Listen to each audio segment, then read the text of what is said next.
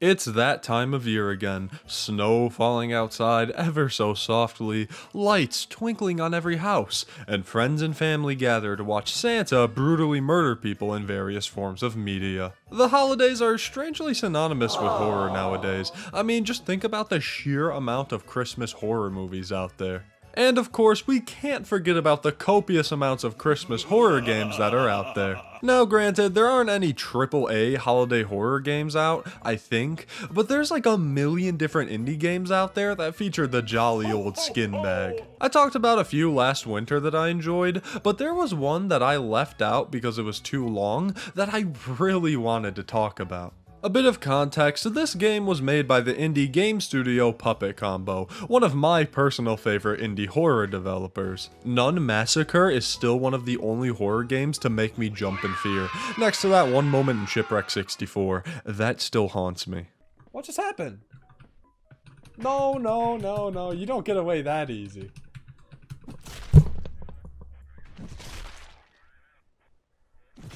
Puppet Combo is known for their PlayStation 1 or VHS-styled horror games, and I'd argue that they popularized that genre a lot.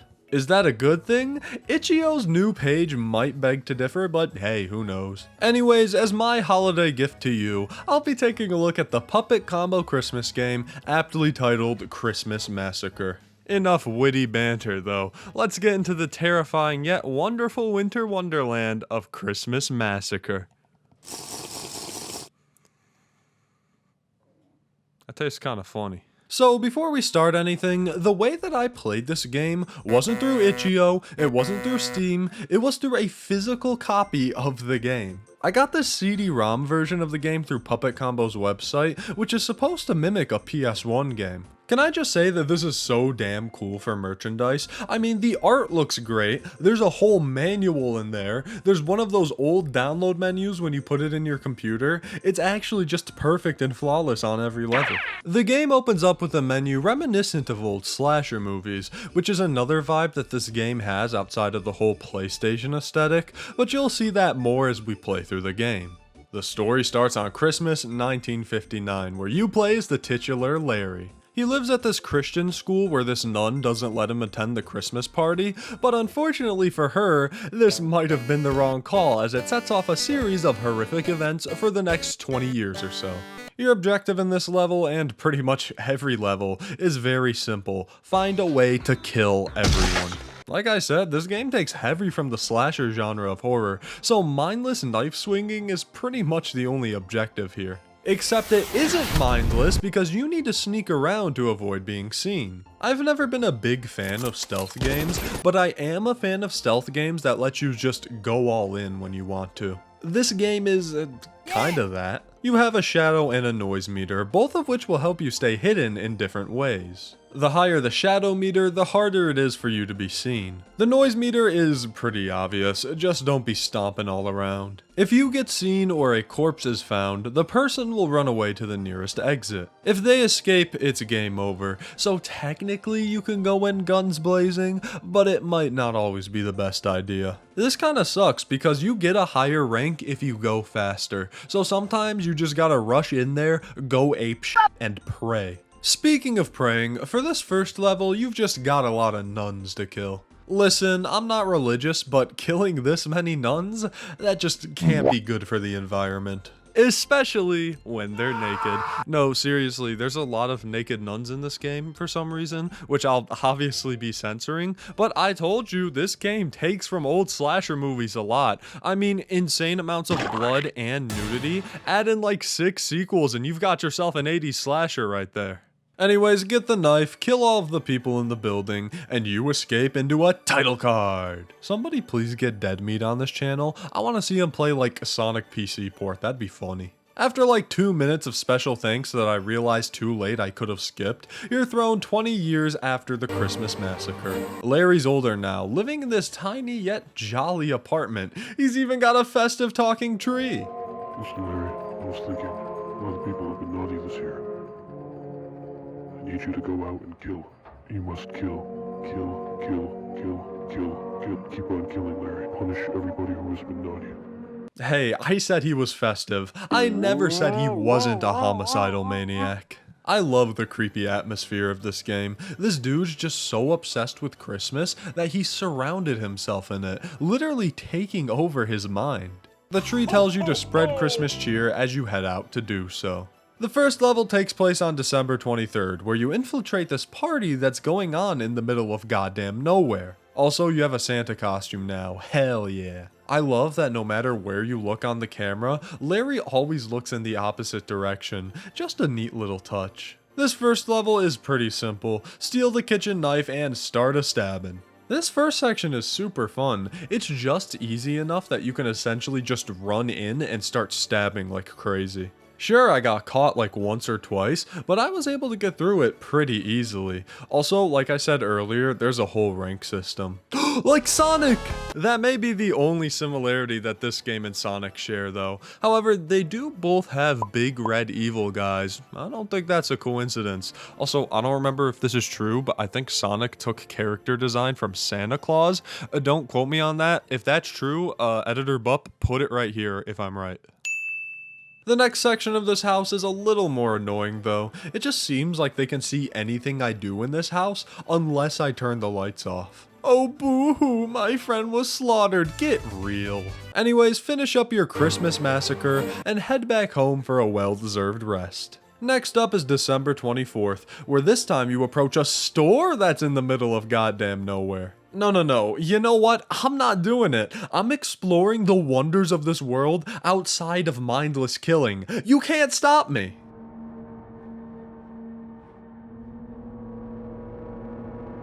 So the store is a pretty cool map. This one's harder to run in and just sweep the entire place, so you've got to strategize a bit. What I ended up doing was butchering this guy in the back and then immediately sprinting to the bathroom. Then I'd flick the light on and off like a zillion times, wait for two dumbasses to come back here, and then stab them through the stall. Pretty smooth sailing from there though. You get Santa, you get the underpaid cashiers, and then you get the guy that's on cameras.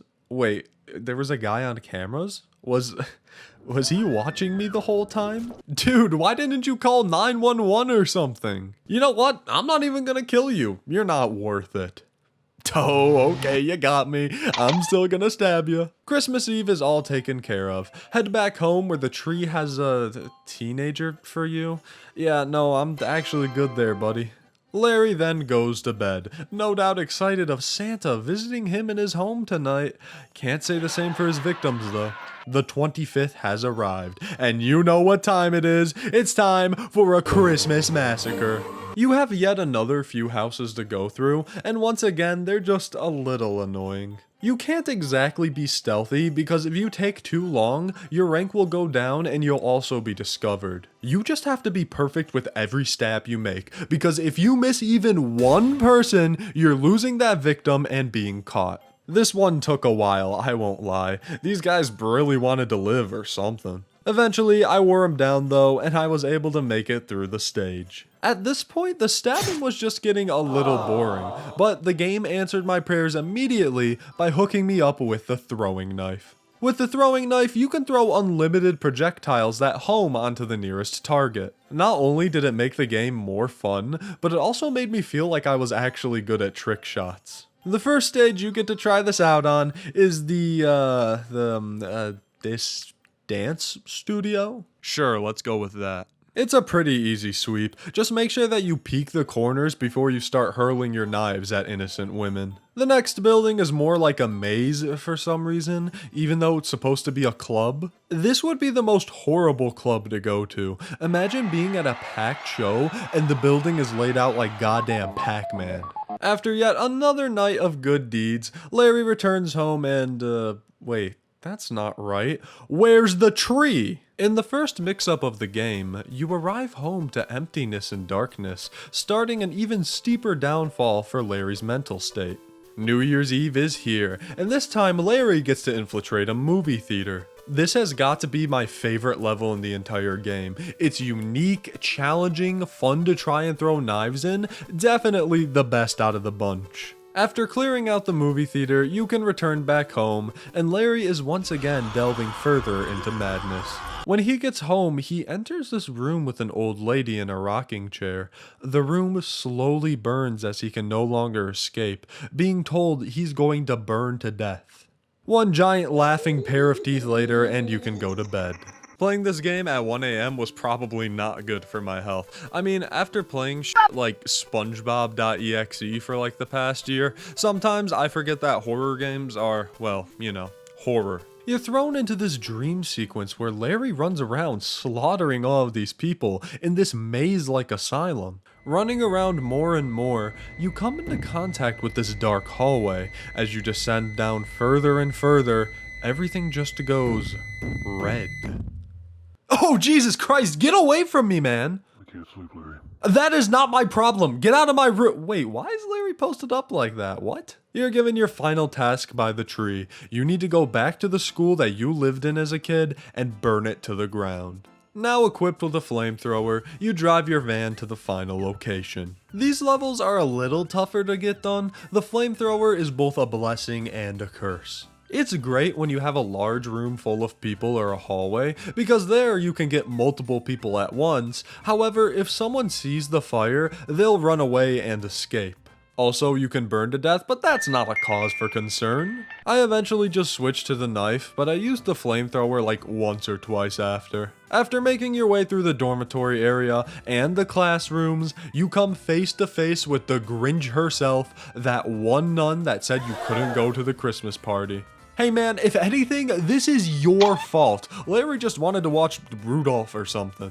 Eliminate the head nun, admire your work of burning down the place you hated, and you can head home for the last time. Now, this is the last level in the game, so the game comes to an end after this. However, the ending caught me so off guard that I'm just gonna play it for you in its entirety. I legitimately didn't see this coming, and I am so glad that I didn't.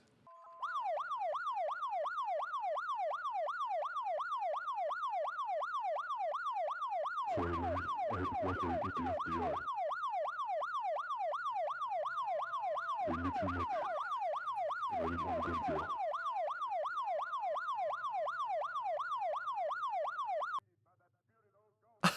I'm sorry, the tree was real this whole time? Oh, also, there was some post-credit level where you kill a bunch of people as Larry 5 years later, but who cares? The tree was real! And that marks the end of Christmas Massacre. That was a really fun holiday-themed experience, but was it the best Christmas horror game I've ever played?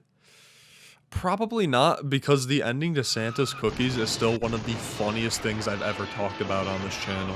I already love Puppet Combo, so I was going in with some high hopes, and those expectations were definitely met. This game is just plain fun. Having to go in as an evil Santa and just demolish an entire room of people, especially when you've got multiple options like throwing knives or a flamethrower, it makes what could have just been a normal stealth horror game pretty enjoyable. Once again, I like to not be stealthy in my stealth horror games, so this was a treat for me.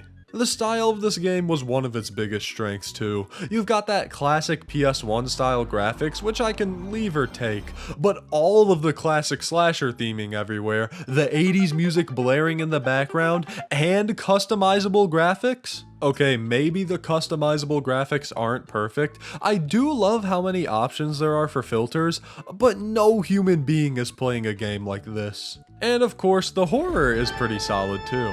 I like that instead of just relying on some cheesy, nostalgic horror tropes, they actually integrated some scenes that were genuinely unsettling. Getting to see into Larry's mental state led to some creepy stuff in the game that I really enjoyed. As much as I loved the silliness of the ending, I kinda wish the game concluded Larry's story just a little better, maybe making true on that claim that he'd burned to death or something. I'm not complaining though, I love that the tree was working with the FBI. He was real, I'm not gonna get over that. So go check out Christmas Massacre if you want a horrific experience for the holidays. Oh, before I go, we gotta open presents. Oh, straight from Santa himself, I see. Oh boy, I wonder what he got me.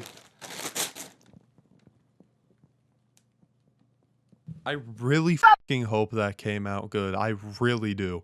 I soaked myself and I've soaked over there, all for a really stupid bit where I put water in wrapping paper that didn't even work. Was that funny? Was it worth it?